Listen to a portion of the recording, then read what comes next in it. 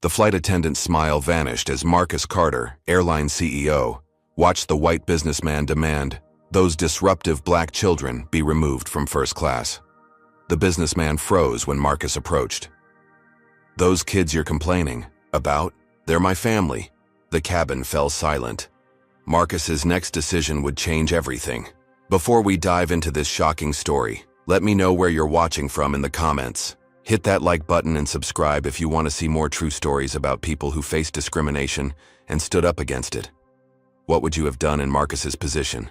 Let's find out what happened next. Marcus Carter clutched his leather portfolio as he strode through Atlanta International Airport's exclusive Sky Priority lane. At 45, he carried himself with the quiet confidence of someone who had built something substantial from nothing. His tailored Navy suit and the subtle Carter Airlines pin on his lapel were the only outward signs of his success. That, and the respectful nods from airport staff who recognized the founder and CEO of the country's fastest-growing airline. 20 years ago, no one would have believed that the skinny black kid from South Atlanta would one day run his own airline.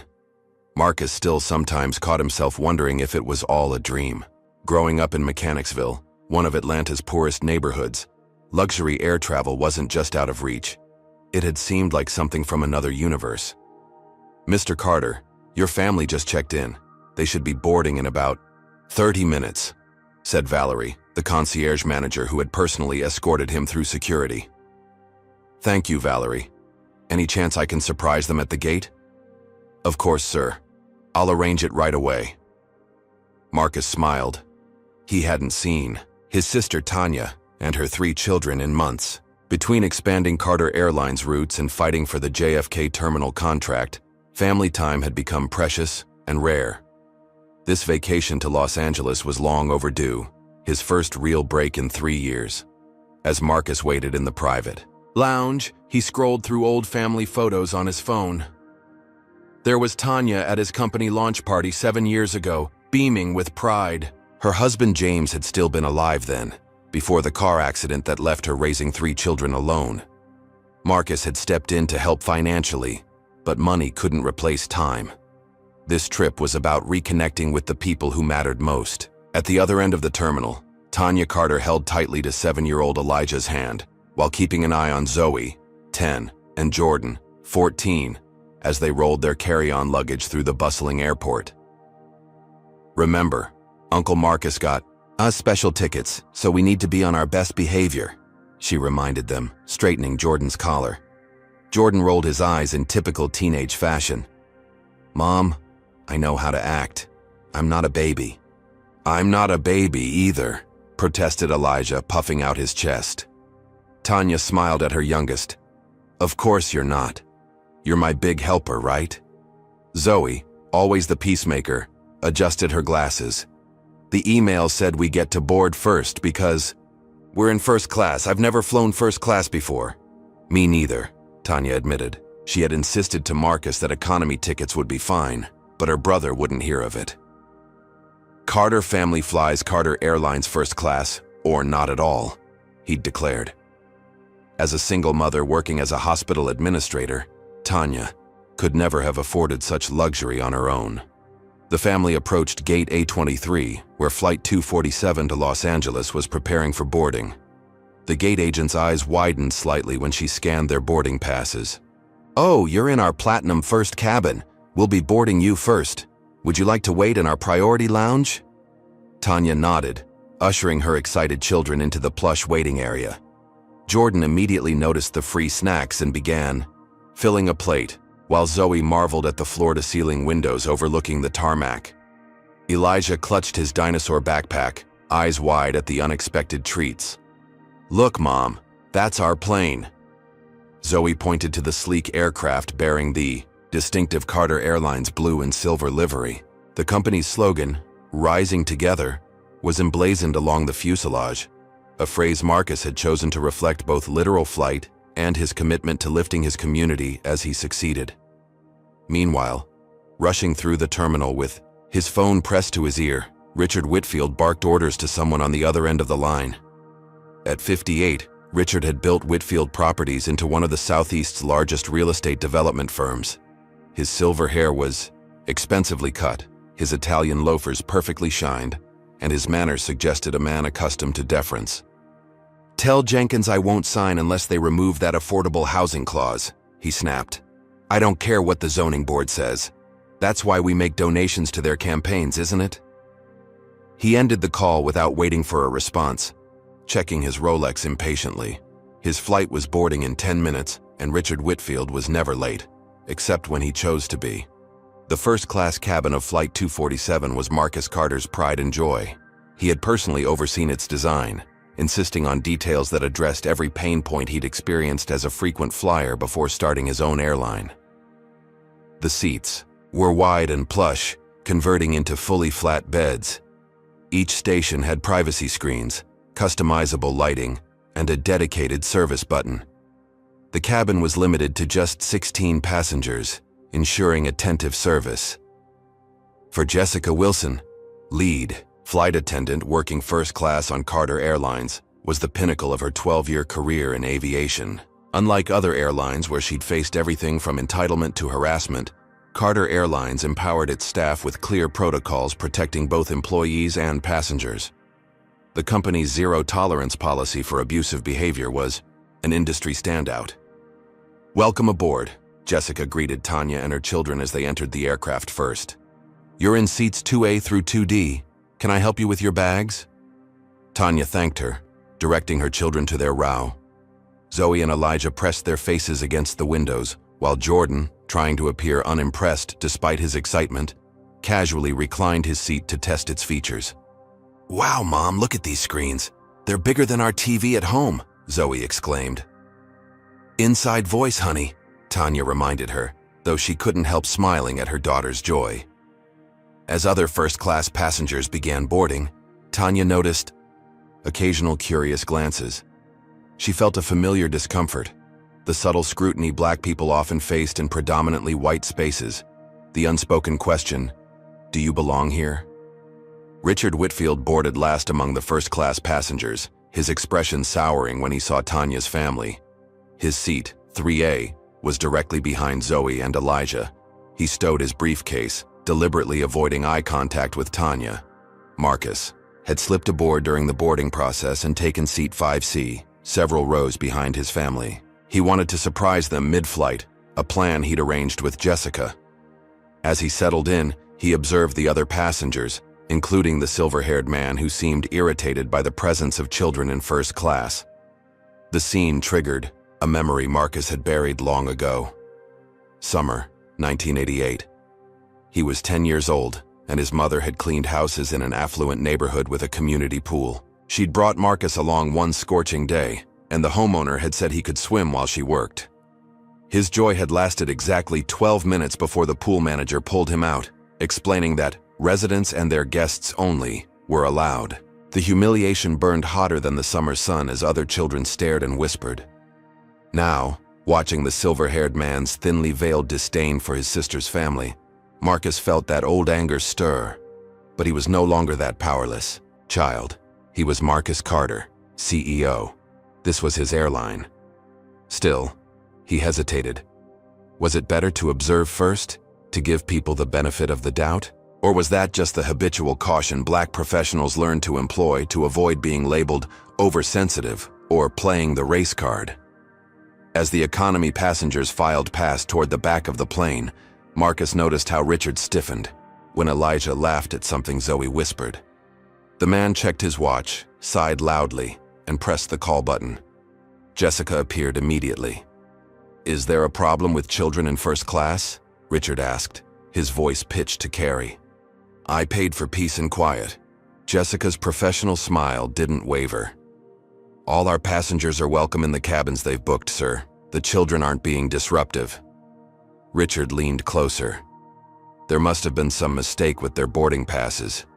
Perhaps they were upgraded due to the flight being oversold? "No, sir. The family booked first-class tickets."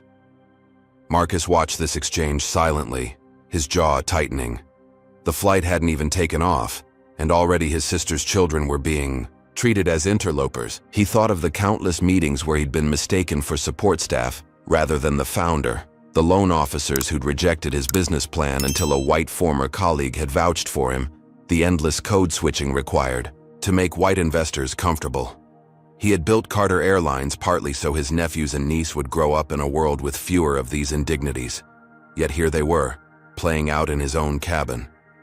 Marcus remained in his seat, watching. For now, the boarding process was nearly complete, with economy passengers settling into their seats in the main cabin.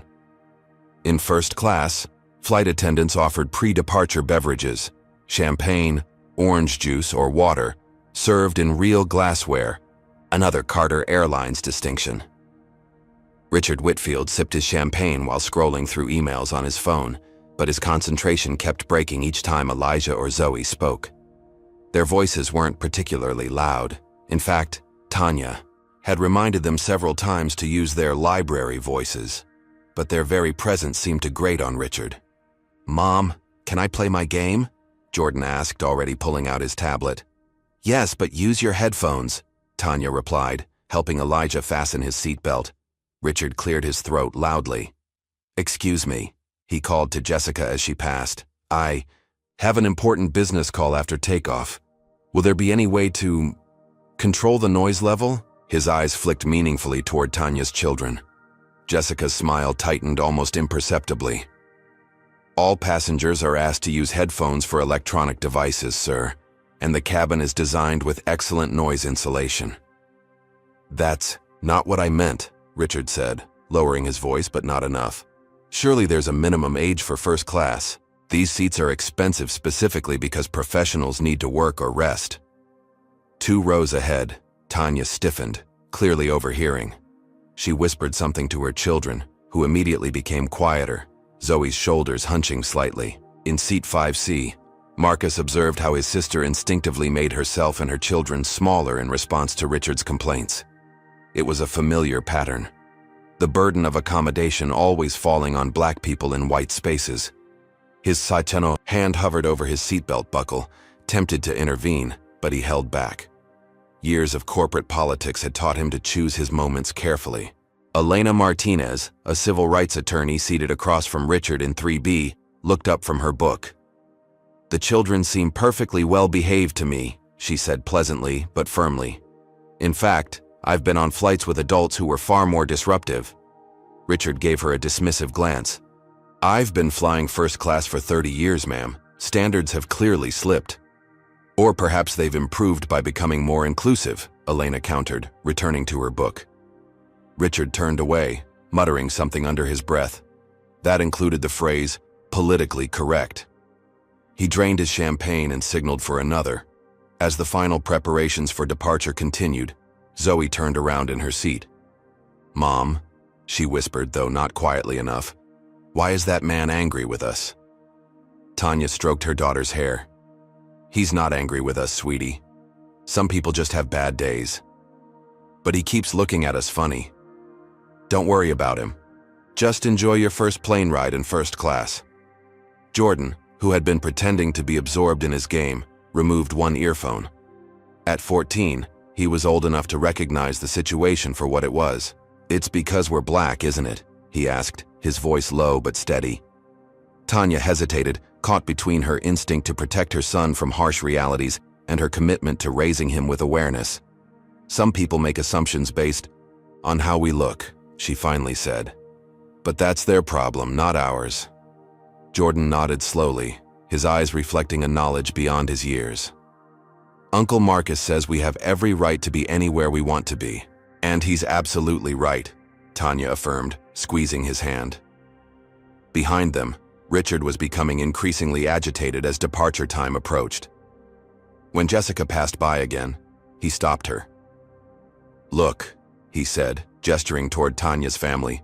"I understand everyone can buy whatever ticket they want, but there must be some policy about upgrading these people to economy plus instead.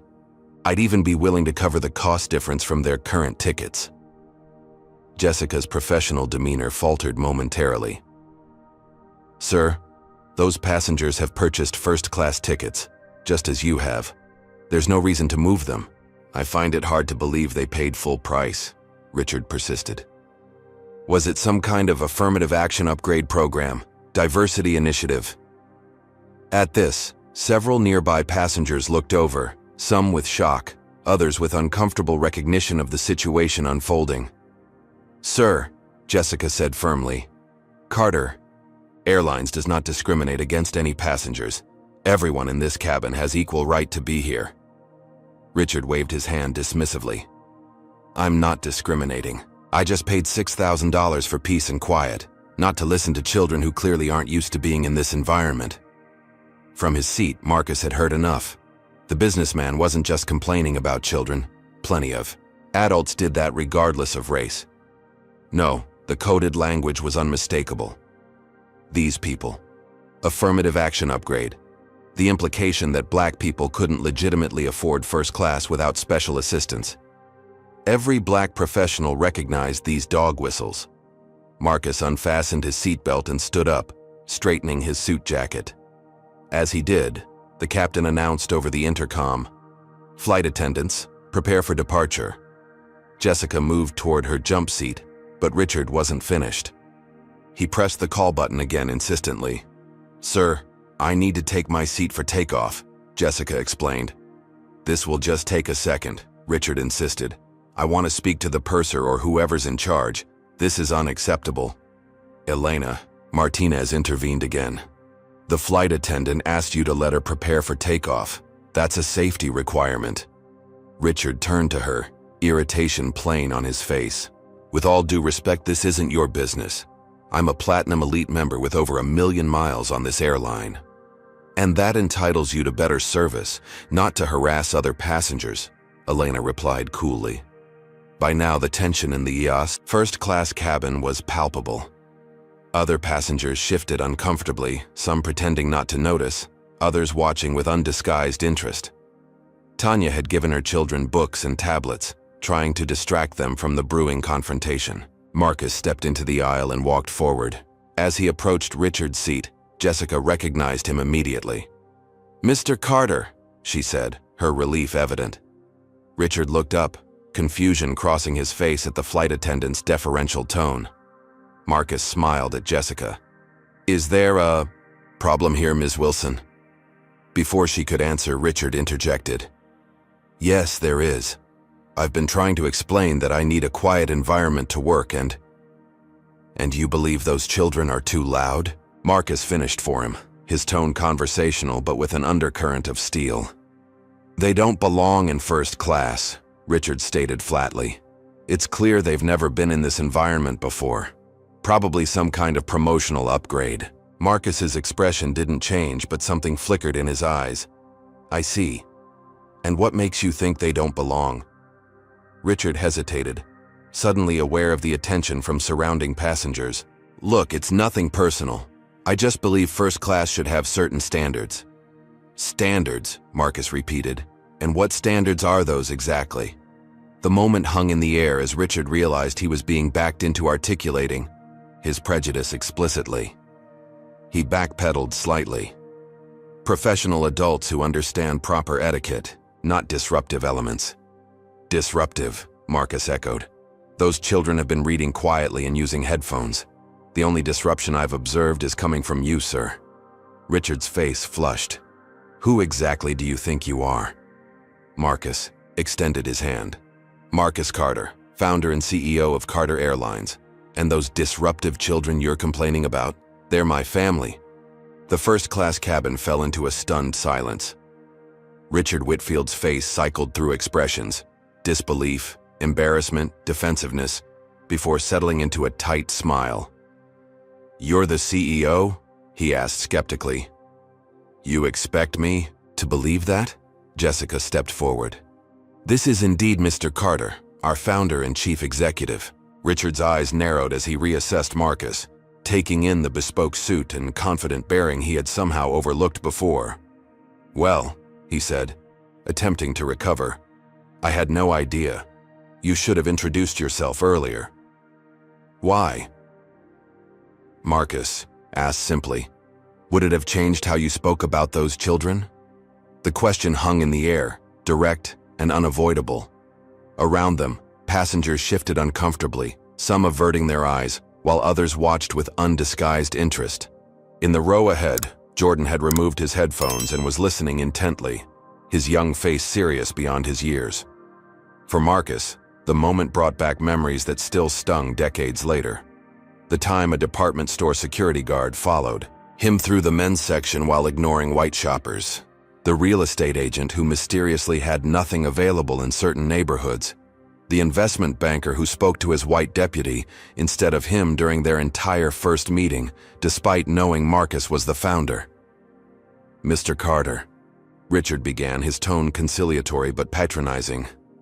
"You've misunderstood. My concern was never about... it had nothing to do with..." "With what?" Marcus pressed. Richard cleared his throat. "With anything inappropriate. I simply expect a certain atmosphere in first class." "And what atmosphere is that?" "Professional. Quiet. Dignified." Each word seemed to dig Richard deeper into his hole. Marcus nodded thoughtfully. "I designed this cabin myself, Mr. Whitfield. Richard Whitfield. Mr. Whitfield. I designed this cabin to be inclusive and comfortable for all our first-class passengers. Families, business travelers, seniors, everyone who chooses to fly with us and can afford the ticket." By now, Tanya had turned in her seat, her eyes meeting her brother's with a mixture of pride and concern. Zoe and Elijah watched wide-eyed, not fully understanding the situation, but sensing its importance. "Marcus," Tanya said quietly, "it's okay. We don't want to cause any trouble." "You're not causing trouble, Tanya," Marcus replied, his voice gentle but firm. "You and the kids have every right to be here." Richard shifted in his seat, uncomfortable at being caught between the siblings. "Look, perhaps I overreacted.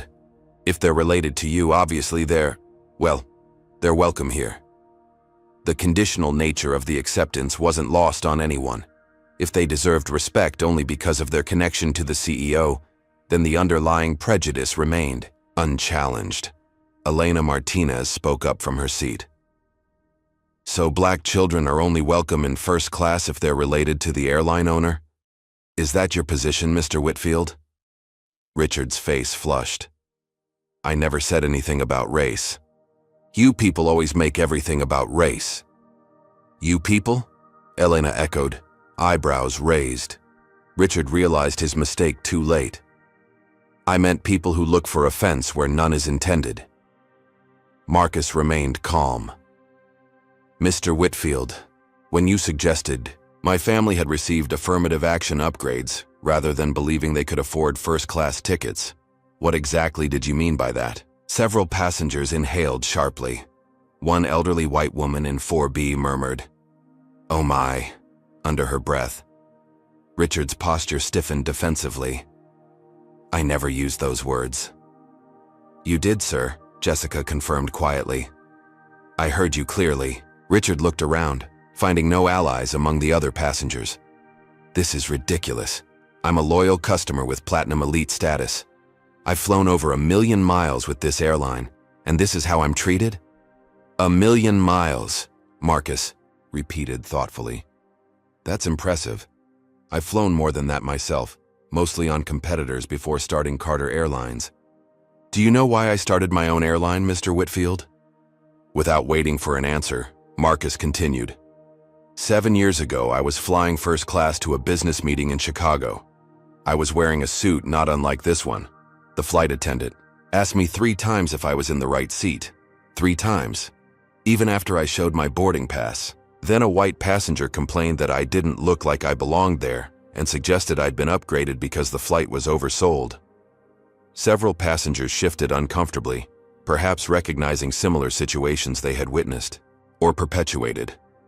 That day, I promised myself that if I ever had the means, I would create an airline where everyone who purchased a ticket would be treated with equal respect and dignity, where no one would have their presence questioned based on how they looked. Marcus's voice remained even, but there was passion behind his words. That's the foundation of Carter Airlines. Richard appeared increasingly desperate to extract himself from the situation. "I think there's been a misunderstanding. I never meant to suggest..." "What did you mean to suggest, Mr. Whitfield?" Marcus interrupted. "Please, enlighten us." Richard glanced around the cabin, perhaps hoping for support that wasn't forthcoming. I'm not going to sit here and be accused of racism. I have black friends. I've supported diversity initiatives at my company. Having black friends doesn't give you a pass to disrespect black families, Marcus replied. I've never flown this airline before, Richard said, changing tactics. I usually fly Delta or American. Perhaps I'll return to them after this trip. That's certainly your prerogative, Marcus agreed. We want all our passengers to feel comfortable with their choice of airline. Richard's eyes narrowed at the implied dismissal. Are you saying you don't want my business? I'm saying that Carter Airlines values respect for all passengers. If you find that standard difficult to meet, then perhaps another carrier would better suit your needs. The captain's voice came over the intercom. Flight attendants, we're third in line for takeoff. Final preparation, please. Jessica gave Marcus an apologetic look. Mr. Carter, we need to prepare for departure. Marcus nodded. Of course. To Richard, he added, we can continue this conversation after takeoff if necessary.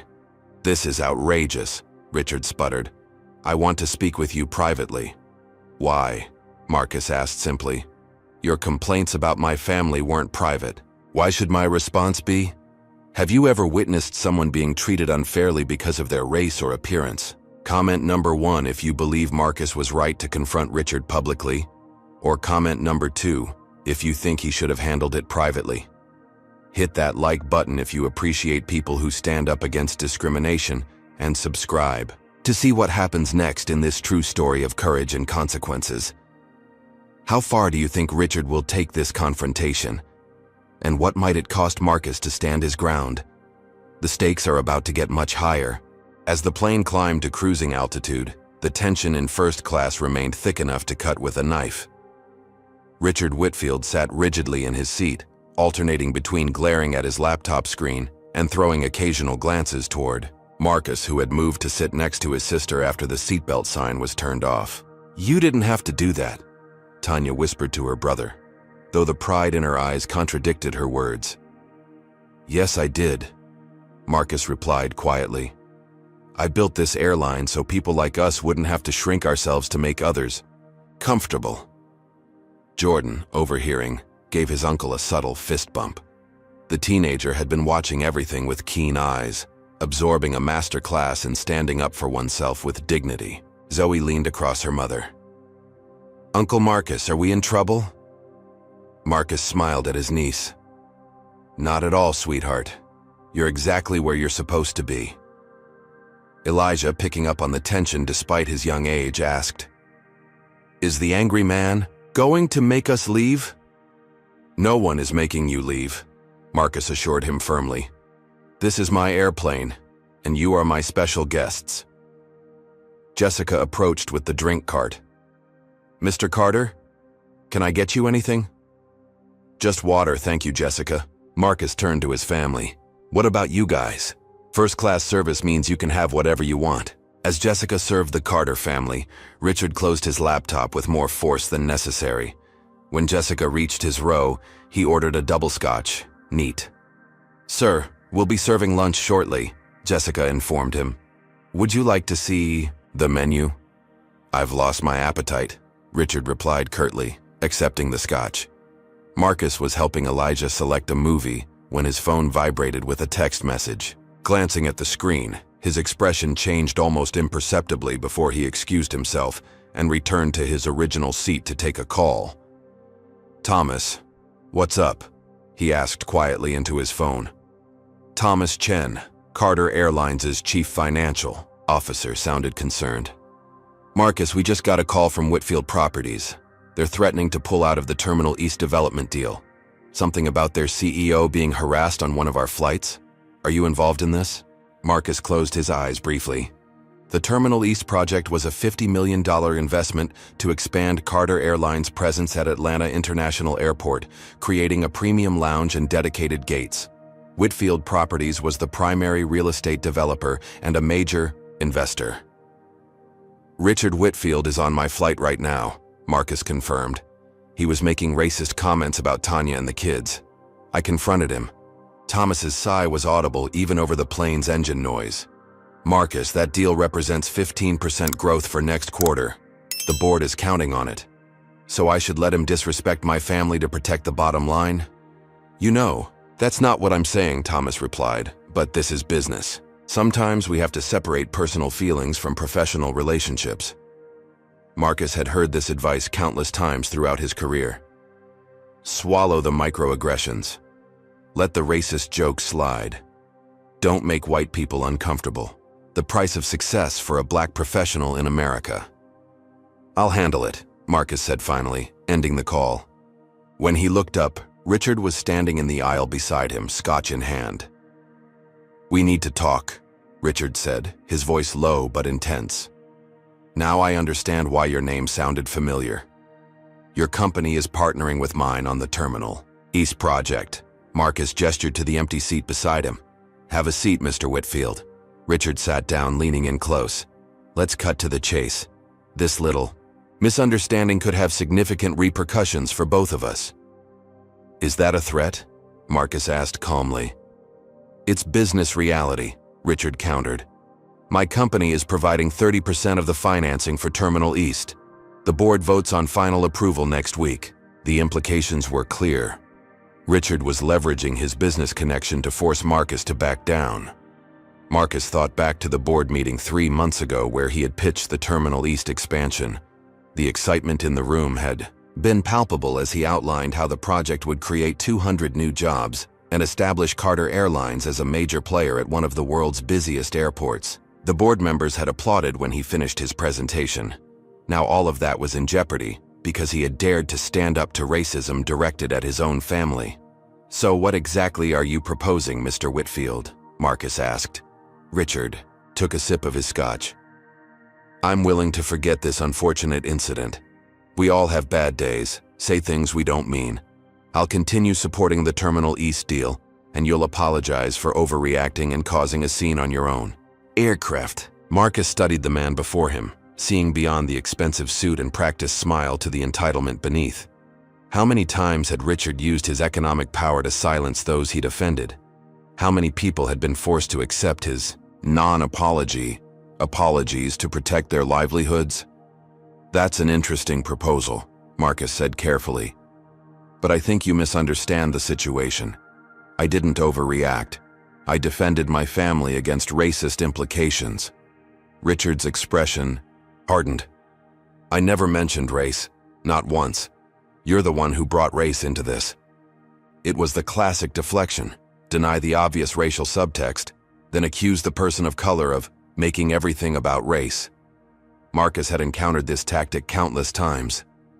Mr. Whitfield, when you suggested that black children couldn't legitimately be in first class without some special program or upgrade, the racial component was implicit in your assumptions. Richard drained his scotch. This is exactly why these conversations are impossible nowadays. Everything is racist. Everyone is offended. Well, I'm offended by being called a racist on a flight I paid good money for. From several rows ahead, Tanya approached, concern written across her face. Marcus, is everything okay? Marcus nodded reassuringly. Everything's fine, Tanya. Mr. Whitfield and I are just discussing business. Richard's demeanor changed instantly. Mrs. Carter, I want to apologize if my comments caused any distress. I assure you, it wasn't my intention. The conditional apology. If my comments caused distress, rather than for making offensive comments, was another familiar tactic, placing the burden on the recipient rather than taking responsibility. Tanya regarded him coolly. My children have done nothing wrong, Mr. Whitfield. They deserve to be treated with respect, regardless of who their uncle is. Of course, Richard agreed hurriedly. Children will be children. I was perhaps oversensitive to noise.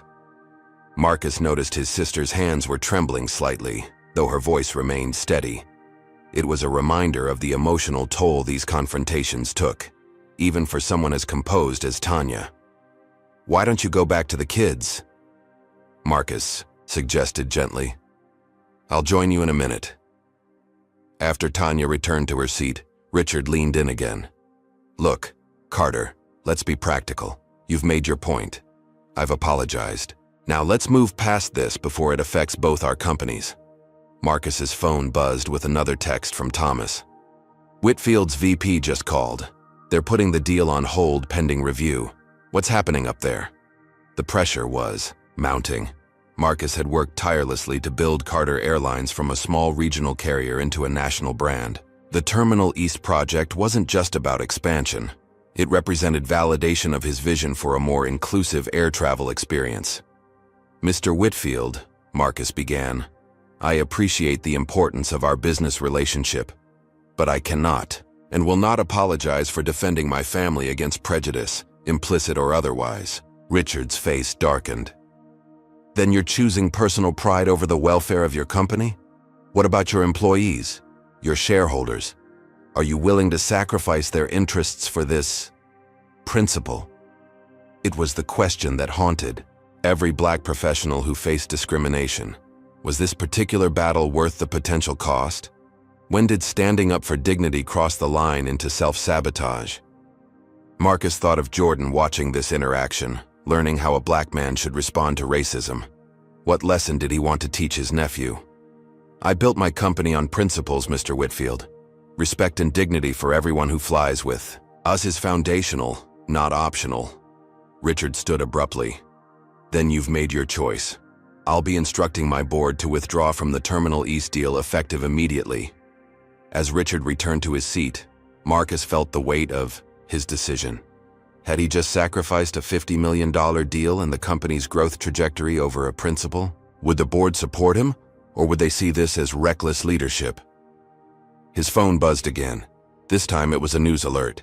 Carter Airlines stock dips 3% on rumors of development deal collapse. Word was already spreading. In the age of social media and instant communication, there were probably passengers live streaming the confrontation or posting about it. The business implications were escalating by the minute. Marcus looked toward his family. Jordan was watching him intently, clearly aware that something significant was unfolding. The boy gave him a subtle nod as if to say, I see you standing up for us and it matters. In that moment, Marcus knew that whatever the financial cost, he had made the right decision. Some principles were worth fighting for, even at great expense. The flight had been in the air for 40 minutes when Richard Whitfield made his next move. After several hushed phone conversations from his seat, he flagged down Jessica as she passed with the lunch service. I need to be moved to a different seat, he demanded. I refuse to sit near these people any longer. Jessica's professional demeanor faltered momentarily at his choice of words. Sir, the first-class cabin is fully booked. There are no other available seats. Then move me to economy, Richard insisted. Anywhere away from this situation. I can check if there's availability, Jessica offered, though her expression suggested she recognized the absurdity of a first-class passenger voluntarily downgrading to economy. Before she could leave, Richard added loudly enough for nearby passengers to hear, and I want it noted that I'm being forced to relocate due to harassment from your CEO. Marcus, who had been helping Elijah with his lunch tray, looked up sharply. The accusation was a complete inversion of reality, the kind of gaslighting that was all too familiar to those who confronted racism. Mr. Whitfield, Marcus said, evenly, standing up. No one is harassing you. You made discriminatory comments about my family. I addressed them, and now you're attempting to paint yourself as the victim. Richard's face flushed with anger. I never said anything discriminatory. This is slander, and my attorneys will have a field day with it. He pulled out his phone. In fact, I'm calling them right now. Sir, Jessica interjected, we're still above 10,000 feet. Cell phone calls aren't permitted. Fine, Richard snapped, aggressively punching at his phone screen. I'll email them instead, and I'm recording everything from this point forward. He held up his phone as if to start filming. Recording other passengers without consent violates our privacy policy, Jessica informed him. I'll have to ask you to put your phone away. This is outrageous. Richard's voice rose, drawing attention from throughout the cabin and even from some economy passengers peering through the divider curtain. I'm being treated like a criminal when I've done nothing wrong. Marcus remained calm, a skill he had perfected through years of being the only black executive in countless boardrooms. "Mr. Whitfield, please lower your voice. You're disturbing other passengers." "Oh, now I'm the one being disruptive?" Richard laughed bitterly. "That's rich coming from you. Do you have any idea who you're dealing with? I'm personal friends with 3 members of the FAA Regulatory Board." The threat was clear. Richard was escalating from business leverage to regulatory threats. It was a serious escalation, as airlines operated in a highly regulated environment where negative attention from authorities could create significant problems. Marcus made a quick decision. "Jessica, please inform the captain that we have a disruptive passenger in first class. Ask if security should meet the aircraft upon arrival in Los Angeles." Richard's eyes widened in disbelief. "You're having me removed? For what? Complaining about noise? For creating a disturbance, making discriminatory comments, attempting to record passengers without consent, and now threatening regulatory action against the airline." Marcus replied steadily. Around them, other passengers were reacting variously. Some looked uncomfortable. Others were openly supporting Marcus with nods or murmured agreement, while a few seemed impatient for the conflict to end so they could enjoy their flight in peace. "You can't do this," Richard insisted, though a note of uncertainty had crept into his voice. "I'm a paying customer. Our terms of service, which you agreed to when purchasing your ticket, clearly state that discriminatory behavior toward staff or other passengers is grounds for removal," Marcus explained. Jessica excused herself to speak with the captain, leaving Marcus and Richard in a tense standoff. "You're making a serious mistake," Richard warned, lowering his voice. "Do you have any idea how much business I could direct to or away from your airline? My company arranges corporate travel for 12 partner firms." Marcus was acutely aware of the potential financial implications. Every CEO had to balance principles against pragmatism, but there were lines that couldn't be crossed, compromises that cost too much not in dollars, but in dignity. "Mr. Whitfield, I built this airline specifically so that people like my family could travel without being made to feel they don't belong. If maintaining that environment costs us your business, it's a price I'm willing to pay." By now, other passengers had begun posting about the confrontation on social media. Marcus's phone was buzzing constantly with messages from his executive team, board members, and the PR department. One text from his communications director read, "Trending on Twitter, stock down 5%, need statement ASAP." Elena Martinez, who had been observing quietly, spoke up. "Mr. Carter, as a frequent business traveler, I want you to know that your stance makes me more likely to choose your airline in the future, not less." Several other passengers nodded in agreement. An elderly, black man in seat 4D added, "I started flying your airline because of your reputation for treating everyone with respect. Don't back down now." Richard noticed the shift in the cabin's mood and changed tactics. "Look, this has gotten out of hand. I'm willing to issue a formal apology if we can put this behind us." Marcus regarded him skeptically. "An apology would be appropriate, but I suspect it's motivated more by self-preservation than genuine remorse." "Take it or leave it," Richard said tersely. "But if you continue with this removal nonsense, my offer is off the table. And so is any future business relationship." The implicit threat hung in the air. "Apologize to me publicly, or I'll use my considerable influence to hurt your company." Jessica returned, her expression troubled. "Mr. Carter, the captain has requested that you come to the cockpit." Marcus nodded. "Please keep an eye on things here." In the cockpit, Captain Laura Reynolds looked concerned. "Marcus, we've got a situation. Air traffic control just informed us that we have a priority message from corporate. Your board chair is requesting an emergency video conference." Marcus wasn't surprised. Barbara Thornton had been supportive when he founded the airline, but had grown increasingly focused on shareholder value as the company expanded.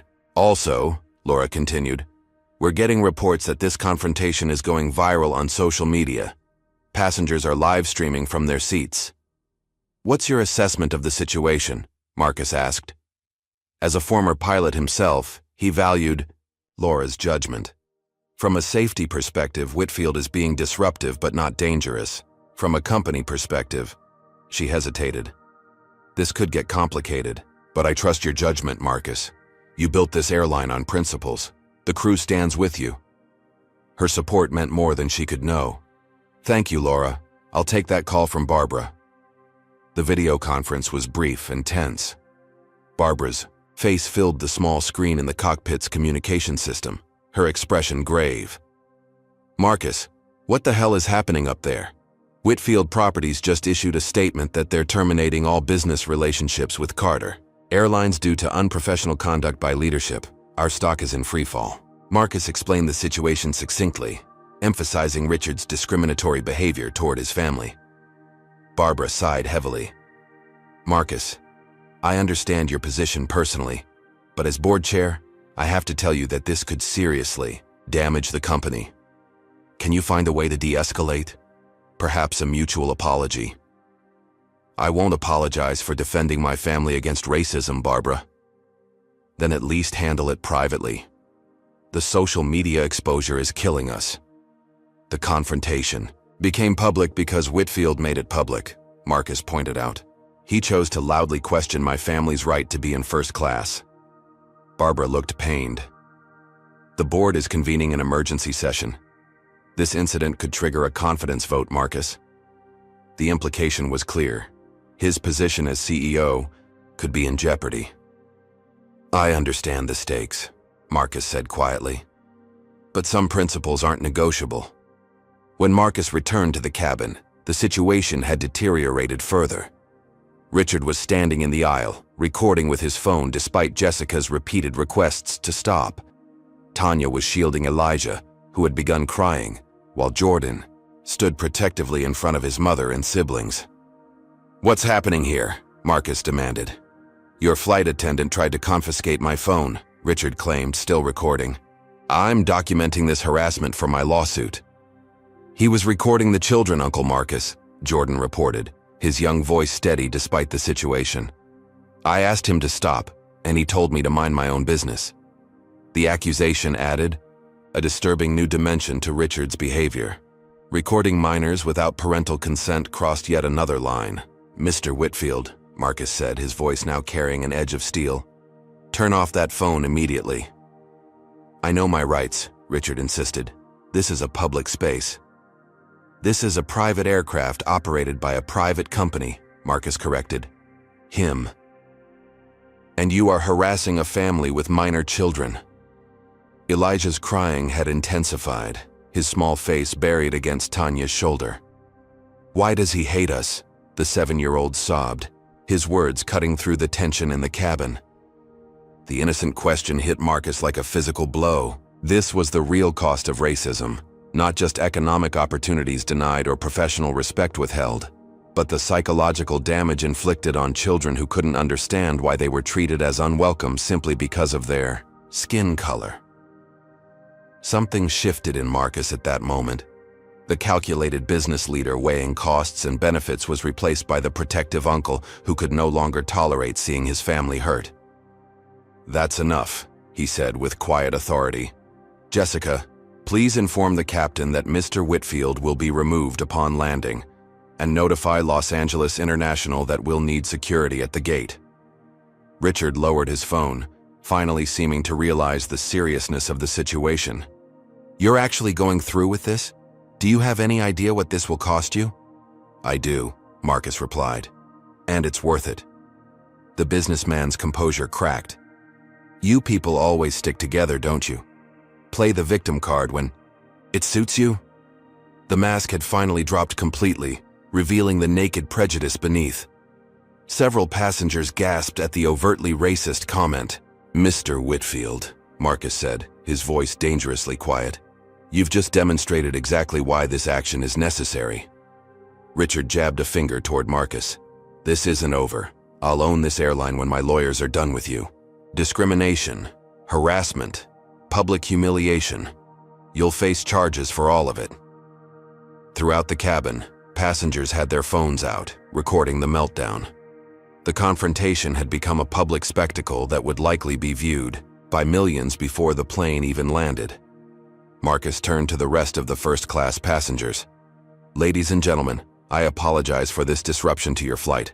I founded Carter Airlines with a commitment that every passenger would be treated with dignity and respect. Sometimes upholding that commitment requires difficult decisions. Most passengers nodded in understanding, some even offering quiet applause. A few looked away uncomfortably, perhaps recognizing something of themselves in Richard's attitude. As Marcus returned to comfort his family, his phone buzzed with another text from Barbara. Board vote split. Holding emergency press conference upon your landing. Stock down 8% and falling. The business consequences were mounting by the minute. But looking at Elijah's tear-stained face, Marcus knew some costs were worth bearing, regardless of the price tag. Have you ever had to choose between standing up for what's right and avoiding conflict? Comment number 1 if you faced a situation where principles collided with practicality, or comment number 2 if you believe businesses should always prioritize their bottom line. Like this video if you respect Marcus's courage, and subscribe to see how this high-stakes confrontation concludes. What do you think will happen when the plane lands? Will Marcus keep his company, or will standing up for his family cost him everything he's built? The story takes an unexpected turn in our next section. As Flight 247 began its initial descent into Los Angeles, the atmosphere in the first-class cabin remained charged with tension. Richard Whitfield sat rigidly in his seat, periodically typing furious messages on his phone despite the crew's requests to prepare for landing. Marcus had returned to sit with his family, doing his best to comfort Elijah, who remained shaken by the confrontation. "Are they going to take your airplane away, Uncle Marcus?" the 7-year-old asked, his voice small, but the question penetrating. Marcus met his nephew's worried eyes. "No, buddy. No one can take my airplane away." "But that man said—" "Some people say things when they're angry that aren't true," Marcus explained gently. "What matters is that we stand up for what's right, even when it's hard." Jordan, who had been unusually quiet, suddenly spoke up. "I'm proud of you, Uncle Marcus." The simple statement from his teenage nephew affected Marcus more deeply than any board approval or investor praise ever had. This was the legacy that truly mattered, teaching the next generation to stand with dignity against injustice. The captain's voice came over the intercom. "Cabin crew, prepare for landing." Jessica approached Marcus's row. "Mr. Carter, I've just received word that airport security will meet the aircraft at gate B23.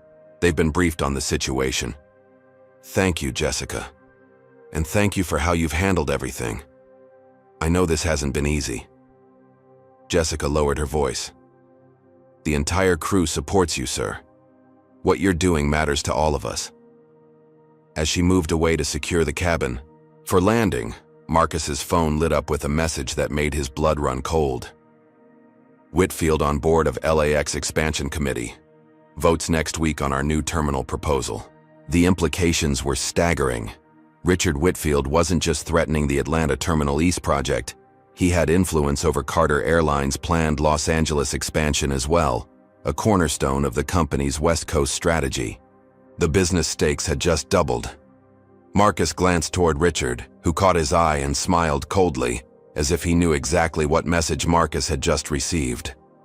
The man's confidence suggested he was fully aware of his leverage and intended to use it. The plane touched down smoothly at Los Angeles International Airport, taxiing toward gate B23. As they approached the gate, Marcus could see through the windows that something unusual was happening. Media vans with satellite dishes were parked near the terminal, and a group of airport officials stood waiting on the jet bridge. "This doesn't look good," Tanya murmured, following his gaze. Marcus squeezed her hand reassuringly. "It'll be okay." As the aircraft doors prepared to open, Richard stood up, straightening his tie. "Last chance, Carter. Call off the security escort, issue a public apology, and I might be persuaded to maintain our business relationship. Mr. Whitfield, please remain seated until security arrives," Jessica instructed firmly. Richard ignored her. "Do you realize I sit on the board that will vote on your LAX terminal proposal next week? One word from me, and 7 years of planning goes down the drain." The revelation was clearly meant to be Marcus's breaking point, the final pressure that would force him to capitulate. For a moment, Marcus wavered. The Los Angeles terminal would create hundreds of jobs and establish Carter Airlines as a major player on the West Coast. Could he really sacrifice that over a matter of principle? Tanya seemed to read his thoughts. Marcus, don't risk everything you've built. We can handle this. We've dealt with people like him our whole lives. That's exactly the problem, Marcus replied quietly. We've always had to handle it. Smile through the insults, ignore the slights, pretend it doesn't hurt when people treat us like we don't belong.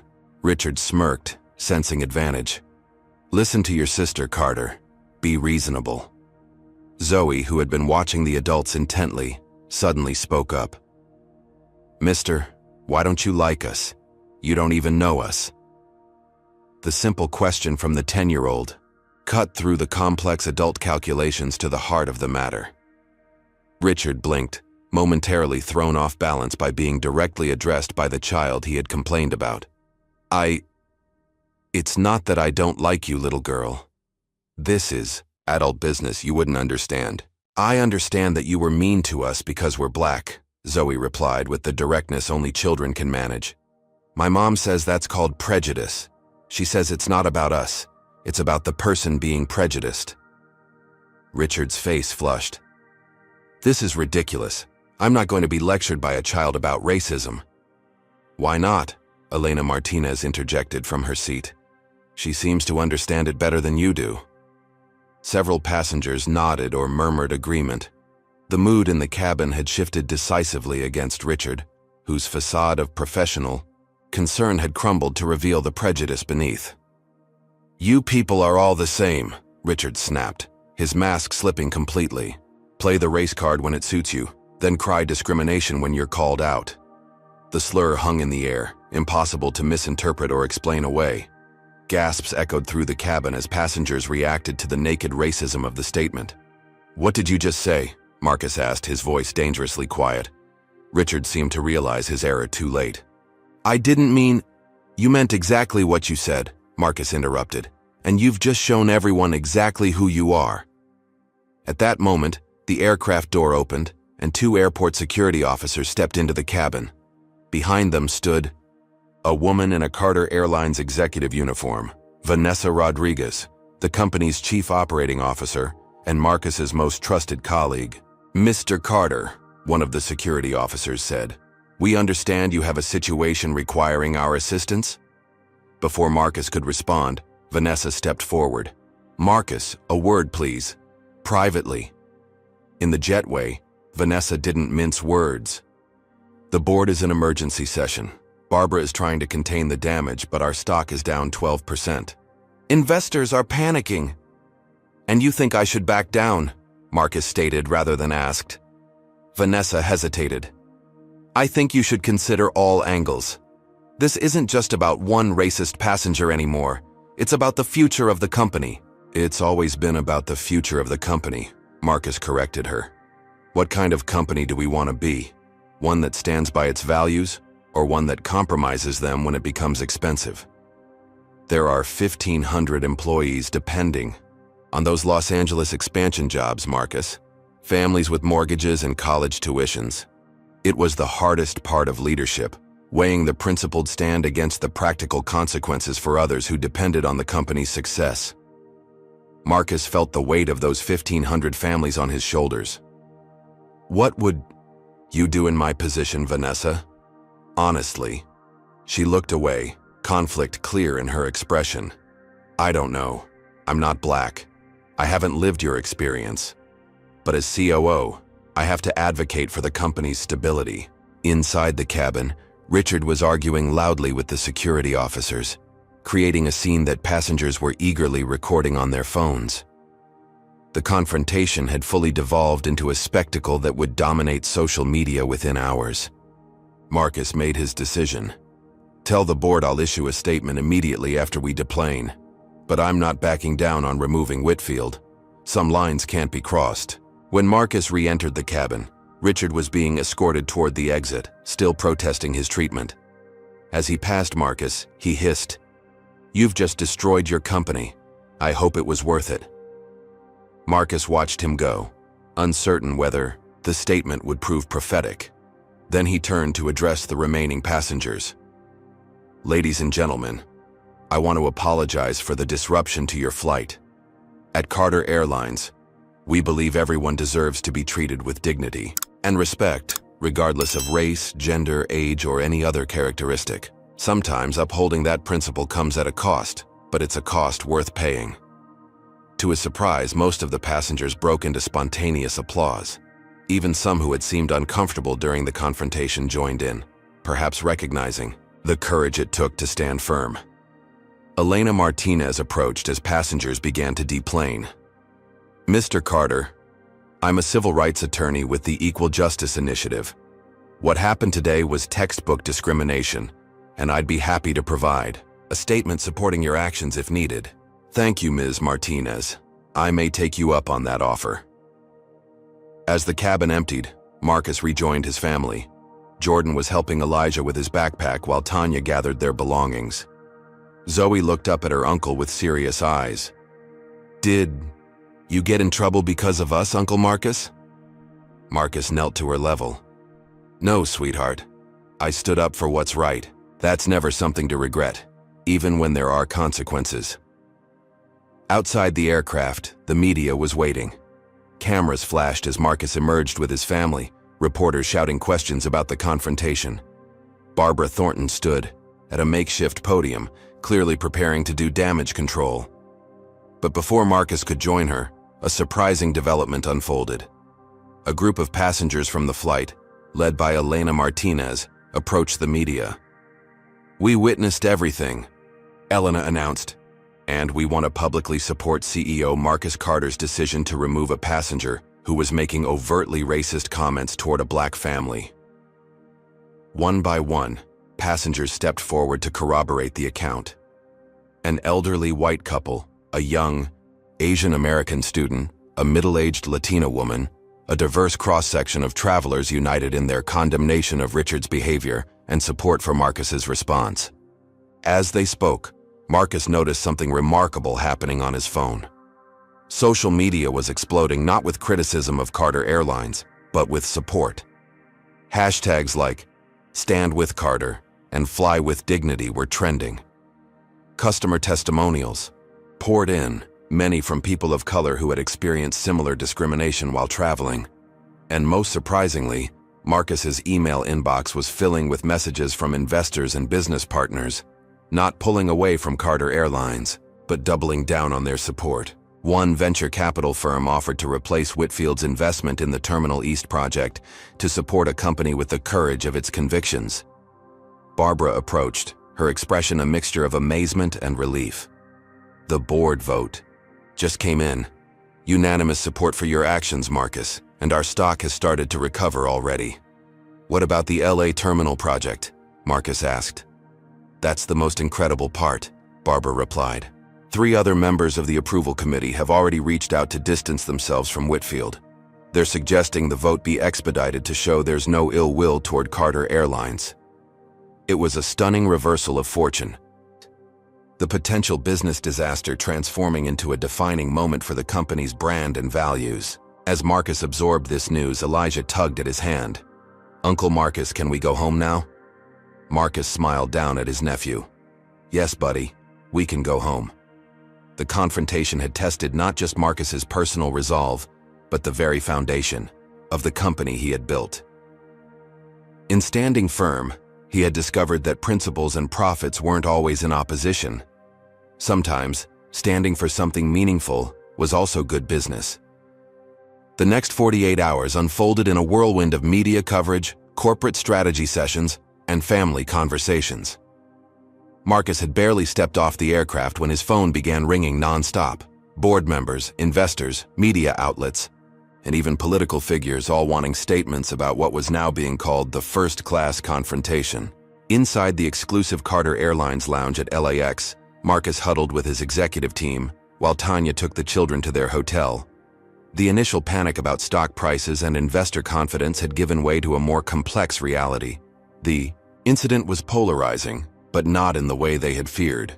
"The video has over 7 million views already," reported Melissa Wong, the airline's social media director. "Comments are running roughly 80% supportive of our position. Most negative comments are typical trolling, not genuine customer complaints." Vanessa pulled up a real-time analytics dashboard on her tablet. We're seeing an interesting pattern. Bookings initially dropped right after the news broke, but they've rebounded and are now running 15% above normal. Marcus raised an eyebrow. People are booking flights because of this? It appears so, Vanessa confirmed. The hashtag #WantFlyWithDignity is driving significant traffic to our booking site. Many customers are explicitly stating they're choosing us because of your stand against racism. It was a powerful reminder that business decisions didn't exist in a moral vacuum. Customers, especially younger ones, increasingly expected the companies they patronized to stand for something beyond profit. Barbara Thornton, who had flown in from Atlanta specifically for crisis management, looked both relieved and vindicated. She had supported Marcus's vision from the beginning, even when other investors had been skeptical about building an airline brand partly on social values. The board's unanimous support wasn't just moral, Marcus, she explained. The data shows your approach is good business. Today's consumers want authenticity and values alignment from the brands they choose. Not everyone was celebrating, however. Thomas Chen, the CFO, looked troubled as he joined the meeting late. Whitfield Properties has officially terminated our contract for Terminal East, he reported grimly, and they're demanding return of their initial investment, with interest. The news landed like a stone in the room. Despite the positive public reaction, there were still real business consequences to navigate. Options? Marcus asked. Thomas spread his hands. We fight it in court, which would be expensive and keep the story in the news cycle. Or we settle, which feels like admitting wrongdoing. There's a third option, Barbara interjected. I've been fielding calls all morning from other investors interested in the Terminal East project. Blackstone Group and 2 minority-owned investment. Firms have already submitted term sheets. They're offering better terms than Whitfield. It was another unexpected development. The controversy had created new opportunities even as it closed others. What about the Los Angeles expansion? Marcus asked, thinking of the 1,500 jobs that had weighed so heavily on his decision. Vanessa smiled for the first time since the crisis began. That's actually the best news. 3 board members from the approval committee called personally to express support for Carter Airlines. They fast-tracked our proposal and separated it entirely from Whitfield's influence. Marcus leaned back in his chair, processing the rapid shifts in their business landscape. What had seemed like potential disaster was transforming into something else entirely, a defining moment that could either break the company or elevate it to new heights. We need to be careful not to appear opportunistic, he cautioned. This can't look like we're exploiting a racial incident for marketing purposes. The team nodded in agreement. Navigating the aftermath required a delicate balance, standing firmly by their principles without commodifying the struggle against racism. As the meeting continued, Marcus's phone lit up with a text from Tanya. You need to see this. Turn on CNN. Vanessa grabbed the remote and switched on the lounge's television. Richard Whitfield's face filled the screen as he held an impromptu press conference outside his Los Angeles hotel. This is a clear case of reverse discrimination, he was saying, his expression a carefully crafted mask of injured dignity. I raised legitimate concerns about disruptive behavior in a premium cabin, and CEO Marcus Carter chose to make it about race because the passengers in question happened to be black. The reporter pushed back. Multiple witnesses have stated that you used racially charged language and suggested the black family didn't legitimately belong in first class. Richard waved this away. My words have been twisted and taken out of context. I have a long history of supporting diversity initiatives. My company has received awards for inclusive hiring practices. As if on cue, a small group of individuals, presumably Whitfield Properties employees, appeared behind him, conspicuously diverse in appearance. The transparent attempt to use them as racial shields drew disgusted murmurs from the Carter Airlines team watching. This is the oldest play in the book, Marcus observed, shaking his head. Use black and brown employees as props to claim you can't possibly be racist. The press conference took an even more troubling turn as Richard announced, I've filed a formal complaint with the FAA regarding discriminatory treatment by Carter Airlines. I've also initiated a $50 million lawsuit for defamation, emotional distress, and damage to my professional reputation. The executive team exchanged concerned glances. Legal battles, regardless of merit, could drain resources and attention for months or even years. "He's bluffing," said Michael Rivera, the airline's chief counsel. "His case is weak, especially with so many witnesses contradicting his version of events, but he knows litigation is expensive and distracting. It's a pressure tactic." Marcus turned to Barbara. "We don't settle. Not on this. We fight it all the way, whatever it costs." She nodded firmly. "The board will back you. This is about more than money now." As the day progressed, the media narrative continued to evolve. Aviation blogs and business publications dissected the incident from every angle. Industry experts debated whether Marcus's actions represented bold leadership or reckless risk-taking. Social justice advocates praised the stand against casual racism, while some business commentators questioned whether a CEO should inject politics into company operations. By evening, Marcus finally made it to the hotel where Tanya and the Iowa children were staying. He found them in the suite's living room, Jordan intensely focused on his phone. "Uncle Marcus, you're trending on Twitter," the teenager announced as Marcus entered. "People are calling you a hero." "I'm no hero, Jordan. I just did what was right." Tanya gave her brother a searching look. "How bad is it for the company?" "Complicated," Marcus admitted, sinking into an armchair. "We've lost Whitfield's business, which hurts, but we're gaining new customers and investors who appreciate our values. It's too soon to know the net impact." Jordan hadn't looked up from his phone. "There are some really racist comments on these posts," he said quietly. "People saying awful things about us." Marcus and Tanya exchanged concerned glances. This was an unfortunate side effect they hadn't fully considered, exposing the children to the uglier sides of social media racism. "Let me see that," Marcus said gently, taking the phone. The comments beneath news articles about the incident included vile racial slurs and threats, alongside messages of support and solidarity. "This is why I don't want you reading the comments," Tanya told her son.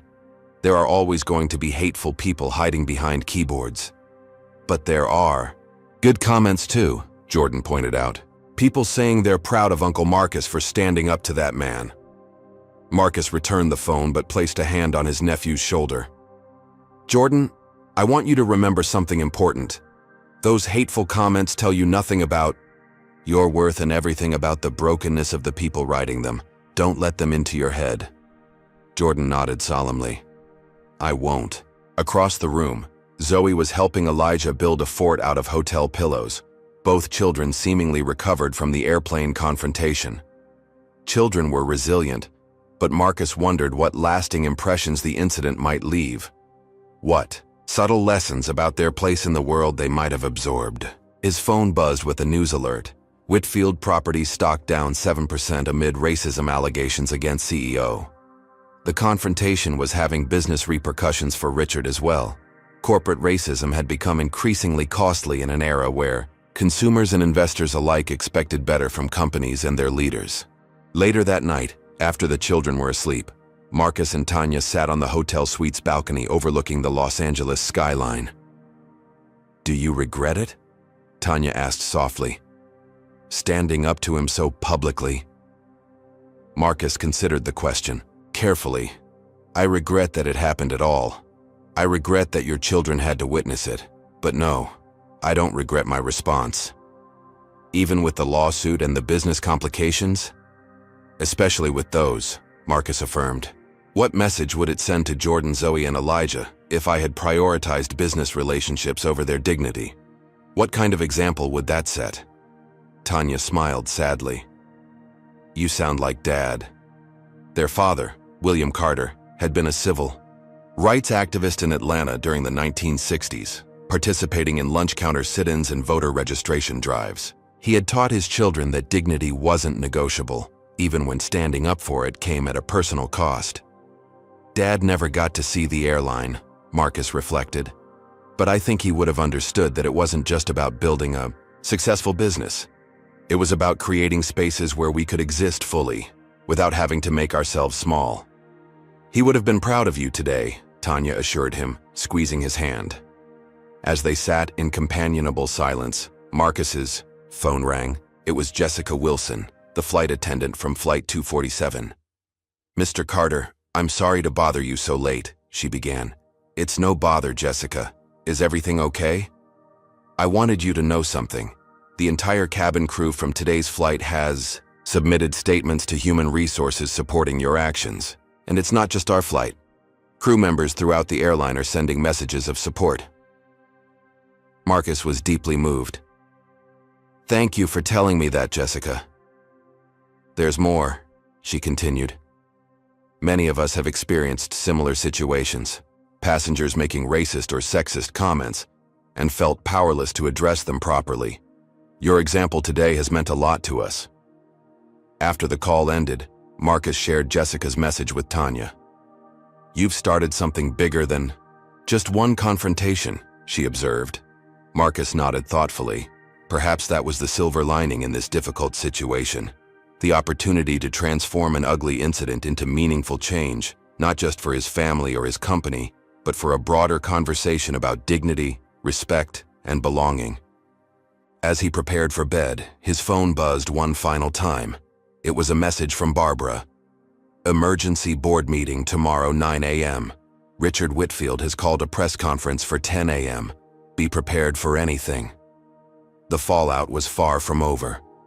The Carter Airlines boardroom in their Los Angeles offices hummed with tense energy as executives and directors gathered around the massive mahogany table.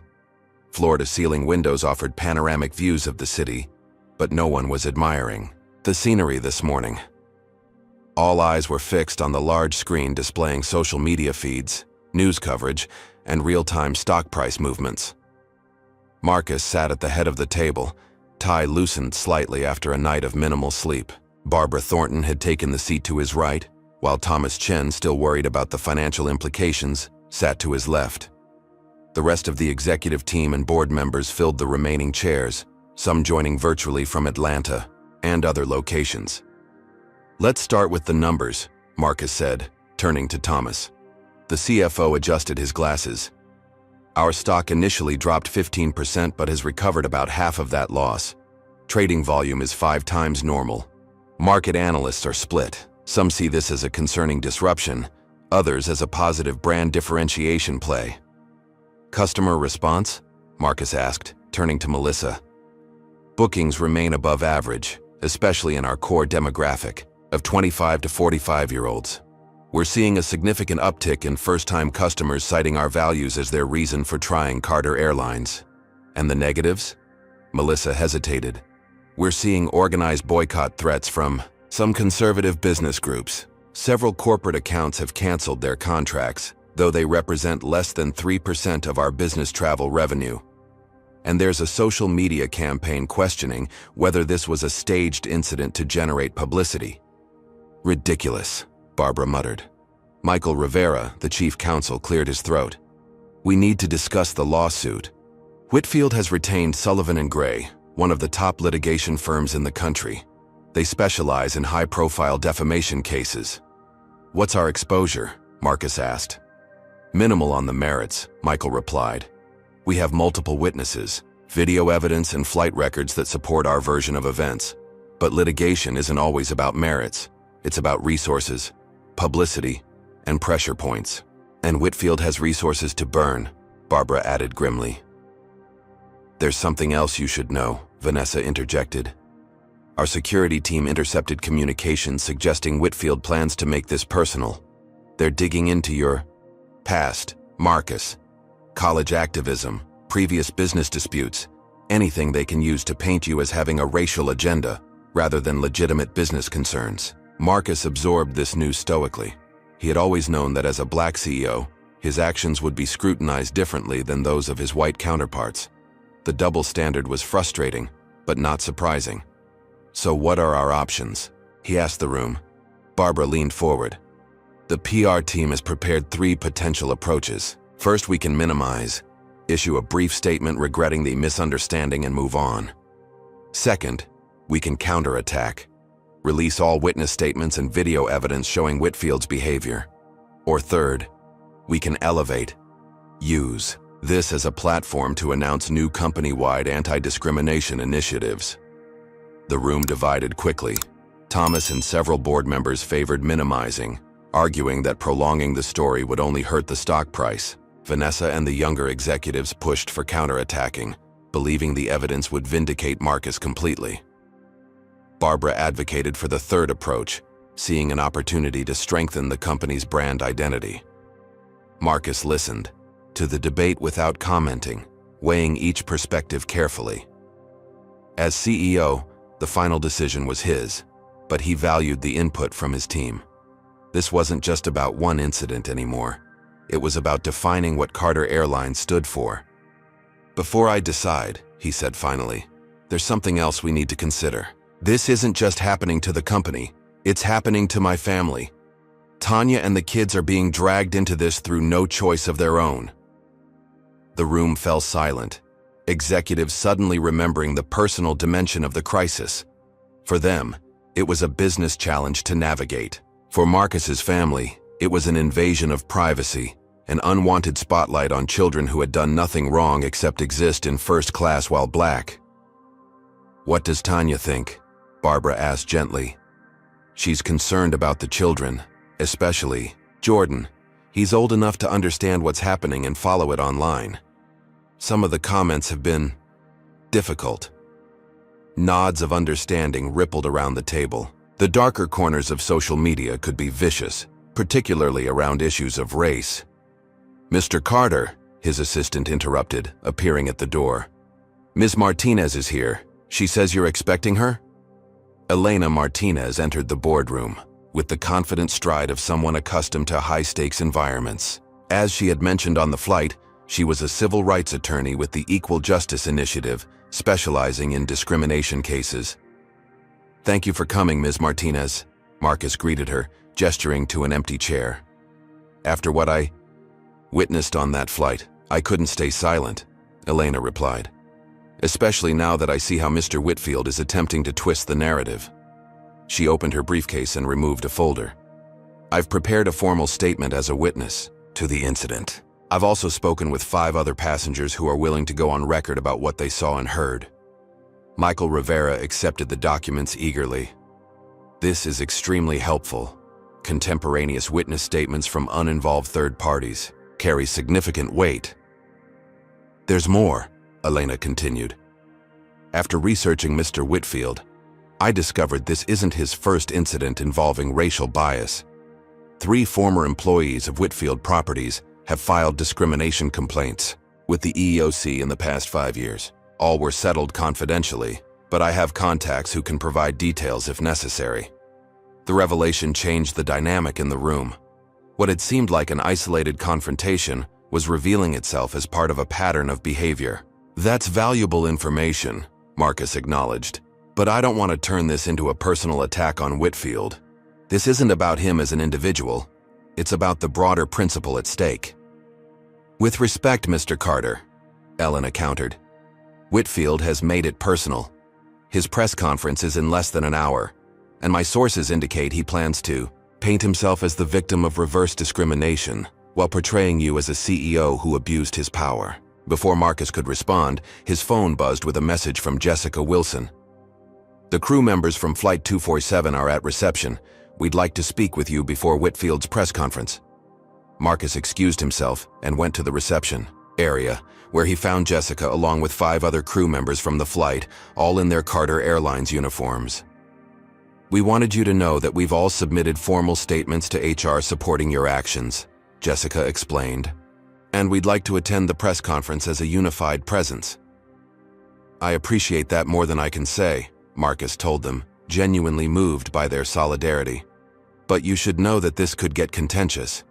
Whitfield has powerful allies." One of the flight attendants, a young black man named Darius, stepped forward. "Sir, that's exactly why we need to be there. This isn't just about one flight or one passenger. It's about whether people like us can do our jobs with dignity." Marcus recognized the truth in his words. For his crew members, particularly those of color, This situation resonated on a deeply personal level. They lived the reality of having their authority questioned, their presence challenged, their professionalism doubted because of their race. When Marcus returned to the boardroom, his decision was clear. "We're going with the third option," he announced. "We'll use this as a platform to strengthen our commitment to dignity and respect for all passengers and employees. We won't attack Whitfield personally, but we won't back down from the truth of what happened either." Barbara smiled approvingly. "I think that's the right call." "Thomas," Marcus continued, turning to his CFO, "prepare financial models for the worst-case scenario. If we lose some corporate contracts, I want to know we can weather the storm." Thomas nodded, already pulling up spreadsheets on his tablet. "Michael, work with Elena to prepare for the lawsuit. We fight it on the merits, no settlements." The chief counsel and Elena exchanged determined nods. "Vanessa, draft a comprehensive anti-discrimination initiative for all aspects of our operation. Hiring, training, customer service, everything. This needs to be substantive, not just PR." "Already on it," Vanessa confirmed. "And Melissa," Marcus concluded, "prepare a simple, direct statement for me to deliver after Whitfield's press conference. No corporate jargon, no evasion. Just the truth as we know it." As the team dispersed to execute their assignments, Marcus stepped out onto the office balcony for a moment of quiet reflection. The Los Angeles skyline stretched before him, a vista of possibility that had drawn him to expand Carter Airlines to the West Coast. His phone rang. It was Tanya. "How are the kids?" he asked immediately. "They're okay. We watched some movies. Ordered room service. They're resilient." She paused. "Jordan wants to come to the press conference." Marcus was surprised. "Are you sure that's a good idea? It could get ugly." "I asked him the same thing. You know what he said? Uncle Marcus, stood up for us. Now I want to stand with him." The simple statement from his 14-year-old nephew touched Marcus deeply. "What do you think, Tanya?" "I think," she hesitated, "I think our parents raised us to face difficulty head-on. Maybe we should do the same for our children." Marcus thought about it. Having Jordan present would certainly humanize the situation, showing the real family behind the headlines, but it would also expose him to the harsh spotlight of media attention. "Let me talk to him," Marcus decided. When Jordan came on the line, his voice was steady. "I want to be there, Uncle Marcus." "It might not be pleasant, Jordan. There could be hostile questions, comments that are hard to hear." "I know," the boy replied. "But I've been reading about this online. People are arguing about us like we're not real people, like we're just some symbol or something. I want them to see that we're actual people who are just trying to go on vacation." The maturity in Jordan's reasoning impressed Marcus. At 14, his nephew was already developing the awareness and courage that Black men in America needed to navigate a world that often viewed them with suspicion or hostility. "Okay," Marcus agreed finally. "But you stay with me, or your mom, the whole time, and if it gets too intense, we leave immediately. Deal?" "Deal," Jordan confirmed. An hour later, Marcus stood backstage at the hotel where both press conferences were scheduled. Richard Whitfield was currently at the podium, delivering a carefully crafted narrative that bore little resemblance to what had actually transpired on Flight 247. "Carter Airlines has demonstrated a troubling pattern of selective enforcement," Whitfield was saying. "As a platinum-level customer who has flown millions of miles, I was treated like a criminal for raising legitimate concerns about cabin disturbances." Marcus listened with Tanya and Jordan beside him, all three shaking their heads at the blatant misrepresentation. Behind them, the crew members from Flight 247 stood in silent solidarity, along with Elena Martinez and several passengers who had volunteered to speak if needed. "I have been a champion of diversity throughout my career," Whitfield continued, gesturing to several employees of color standing uncomfortably behind him. "This accusation of racism is not only false, but deeply hurtful to someone who has worked tirelessly to create opportunities for underrepresented communities." The performance was masterful in its manipulation, the injured tone, the strategic positioning of minority employees as props, the emphasis on his status and contributions. It was a playbook Marcus had seen executed by powerful white men throughout his career when confronted with their own biased behavior. "Questions?" Whitfield invited, and the room erupted with shouted inquiries from reporters. "Mr. Whitfield, multiple witnesses contradict your account. How do you respond to their statements? That you used racially charged language?" Whitfield smiled condescendingly. "In today's hypersensitive climate, any criticism of a minority person is automatically labeled as racist, regardless of intent or context. It's a troubling development that stifles honest dialogue." Another reporter called out, "Is it true that you demanded the black family be moved from first class despite their having legitimate tickets?" "I simply suggested that the airline enforce its own standards of decorum in premium cabins," Whitfield deflected.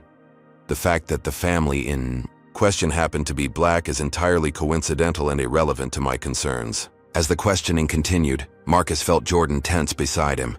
"He's lying," the teenager whispered, indignation clear in his voice. "I know," Marcus acknowledged softly, "but the truth will have its moment." When Whitfield finally concluded his remarks, he exited through a side door, avoiding any direct confrontation with Marcus or his family. It was time for Carter Airlines to present their side of the story. Marcus took a deep breath as he was introduced, stepping onto the stage with quiet confidence. Tanya and Jordan stood slightly behind him, a visual reminder of the real human beings at the center of the controversy. The flight crew lined up at the back of the stage, a powerful demonstration of employee solidarity. "Good morning," Marcus began. "My name is Marcus Carter. I'm the founder and CEO of Carter Airlines. But today, I'm also speaking as an uncle, whose family was subjected to discriminatory treatment while flying on my own airline." He proceeded to recount the events truthfully, but without embellishment, letting the facts speak for themselves. He described Richard's escalating complaints, the coded language used, and the explicit statements made when Richard believed his business leverage would shield him from consequences. Carter Airlines was founded on a simple principle: everyone who purchases a ticket deserves to be treated with equal dignity and respect, Marcus explained. That principle isn't negotiable, even when upholding it comes at a business cost. He then introduced a series of initiatives that Carter Airlines would be implementing: enhanced anti-discrimination training for all staff, clear protocols for addressing biased behavior from passengers, and a new scholarship program for minority students pursuing careers in aviation. "These steps aren't a reaction to one incident," Marcus emphasized. "They're an affirmation of values that have guided this company from its inception. The only difference is that now these values have been tested in a very public way." When the time came for questions, Marcus handled them with the same straightforward dignity that had characterized his response to Richard on the flight. He neither demonized Whitfield nor minimized the seriousness of what had occurred. A reporter from the Wall Street Journal asked the question many were thinking: "Mr. Carter, was this confrontation worth potentially jeopardizing major business, deals, and partnerships?" Marcus considered his answer carefully. "There are some principles that transcend business calculations. The right of my family, and by extension, all families, to travel without being subjected to prejudice is one of those principles. If standing firm on that value costs us certain partnerships, then those weren't partnerships we should have pursued in the first place." Another journalist pressed, "Some business leaders are suggesting you should have handled this privately, rather than creating a public confrontation. How do you respond?" "Racism thrives in privacy," Marcus replied simply. "When we address it behind closed doors, we reinforce the idea that it's too shameful or complicated to confront openly. I believe in transparency, both as a business leader and as a black man who has experienced discrimination throughout my life." As the press conference continued, a noteworthy shift occurred in the room. What had begun as a defensive explanation was transforming into something more powerful, a clear moral stance that resonated beyond the specifics of one incident. Jordan stepped forward when a reporter asked how the confrontation had affected the Carter family. With poise that belied his 14 years, he spoke directly to the cameras. "It wasn't the first time people looked at us like we didn't belong somewhere," he said quietly. "But it was the first time someone with power stood up and said clearly that we did belong. That matters." His simple statement cut through the corporate and legal complexities to the human heart of the matter. In the audience, several journalists were visibly moved. After the formal press conference concluded, Elena Martinez approached with unexpected news. "Mr. Carter, I've just received word that 3 former Whitfield Properties employees have reached out, willing to speak publicly about discrimination they experienced under Richard Whitfield's leadership." It was a potential game changer, evidence that would establish a pattern of behavior rather than an isolated incident. "Thank you, Elena, but I don't want this to become a personal vendetta against Whitfield," Marcus reiterated. "This is about principles, not personalities." "I understand and respect that," Elena replied, "but sometimes principles need concrete examples to be fully understood. These individuals have been silenced by confidentiality agreements for years. Your stand has given them the courage to finally speak their truth." As Marcus considered this development, Jessica Wilson approached with the flight crew. "Mr. Carter, we wanted to thank you," she said, the others nodding in agreement. "What you did on that flight meant everything to us. For years we've had to smile through racist comments, sexist behavior, homophobic remarks, all because the customer is always right. You showed us that dignity isn't negotiable," Darius added. "I've had passengers refuse to accept drinks from me, asked to be served by someone else, meaning someone white. We're told to ignore it, to be professional. But you showed that true professionalism includes standing up for basic human respect." Their words reinforced for Marcus that the implications of his stand extended far beyond one confrontation with one passenger. It was about reshaping expectations and practices that had allowed discrimination to persist in subtle but damaging ways. As the group dispersed, Barbara approached with a smile. "The board just called. They've reviewed the video of both press conferences and want you to know they're 100% behind you. In fact, they've approved an additional budget for the anti-discrimination initiatives you announced." It was welcome news, but Marcus knew the road ahead would still have challenges. Richard Whitfield was powerful and vindictive, with resources to sustain a prolonged legal battle. The business implications would continue to unfold in unpredictable ways, and most importantly, his family was now thrust into a spotlight they hadn't sought. But looking at Jordan standing tall beside him, Marcus felt a deep certainty that he had made the right choice. Some battles were worth fighting, regardless of the cost. Have you ever had to choose between what's easy and what's right? Comment number 1 if you believe Marcus made the right choice standing up for his principles.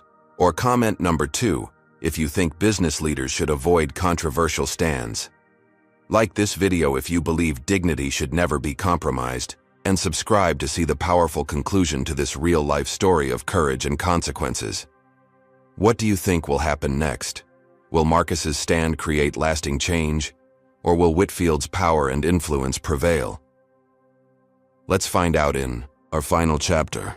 3 months after the confrontation on Flight 247, Marcus Carter stood before the Transportation Committee of the United States Congress. The hearing room was packed with industry leaders, civil rights advocates, journalists, and curious citizens. C-SPAN cameras broadcast the proceedings live to a national audience. "Mr. Carter," the committee chairwoman began, "thank you for appearing today.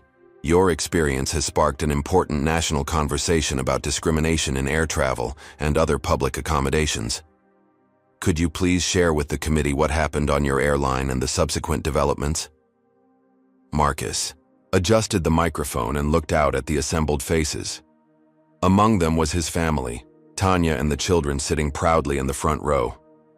Also present were Jessica Wilson and several other Carter Airlines employees who had become unexpected advocates for change in the industry. Conspicuously absent was Richard Whitfield, whose public standing had deteriorated dramatically in the weeks following the incident. 3 former employees had indeed come forward with their own stories of discrimination at Whitfield Properties, breaking confidentiality agreements at significant personal risk. Their testimonies had revealed a pattern of racist behavior that made Richard's actions on Flight 247 seem less like an isolated outburst and more like a glimpse into his habitual conduct. "Madam Chairwoman, members of the committee," Marcus began, "what happened on our flight wasn't exceptional. What was exceptional was that it was documented witnessed and addressed directly rather than being minimized or ignored. Countless Americans experience similar treatment daily without cameras recording it or CEOs intervening. Over the next hour, Marcus detailed not just the confrontation itself, but the broader context of discrimination in travel. The subtle, and not so subtle ways that passengers of color were often made to feel unwelcome or scrutinized in premium spaces. He emphasized that the incident on Carter Airlines reflected systemic issues rather than one passenger's bad behavior. In the months since this occurred, Marcus explained, Carter Airlines has implemented comprehensive anti-discrimination protocols throughout our operation. Every employee, from baggage handlers to board members, undergoes enhanced training, focused not just on avoiding discrimination, but on actively fostering inclusion. The committee members listened attentively, occasionally asking questions about specific policies or practices. It was clear that Marcus's testimony was being taken seriously as input for potential legislative action.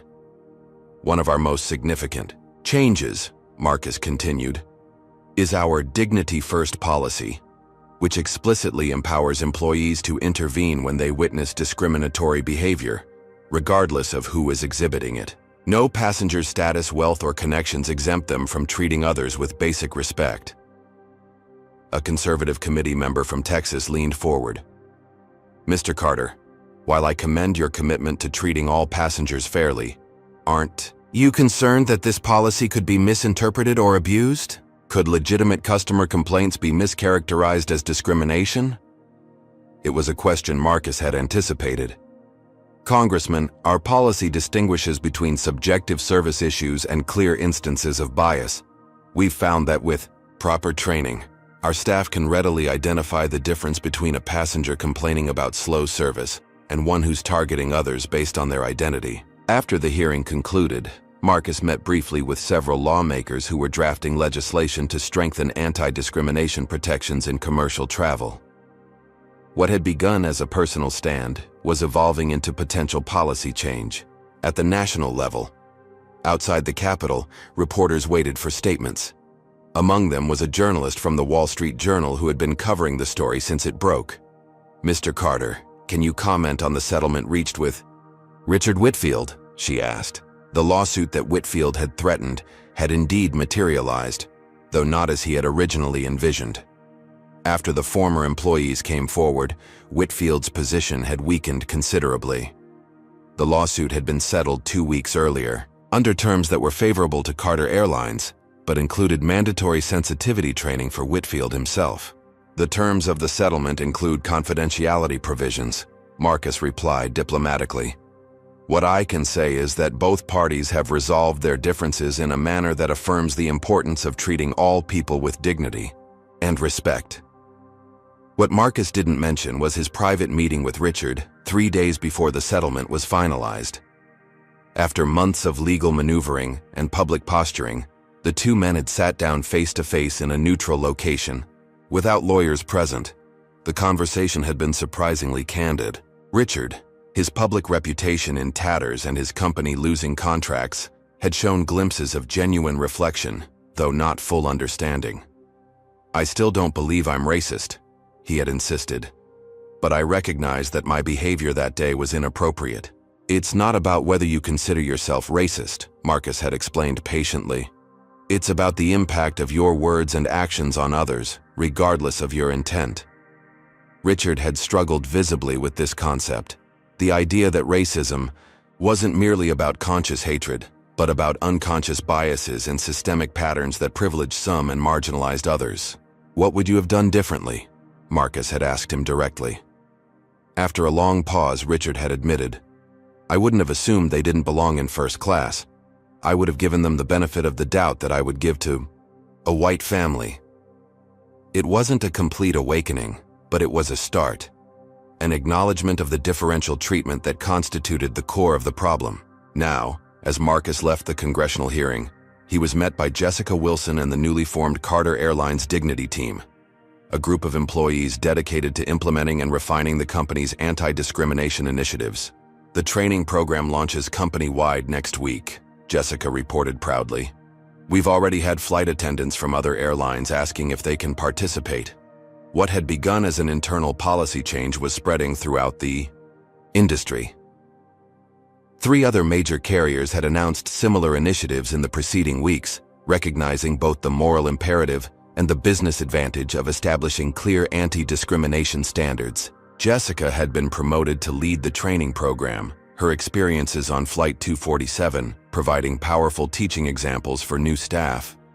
Darius had become a sought-after speaker at industry conferences, sharing his perspective as a black flight attendant navigating predominantly white spaces.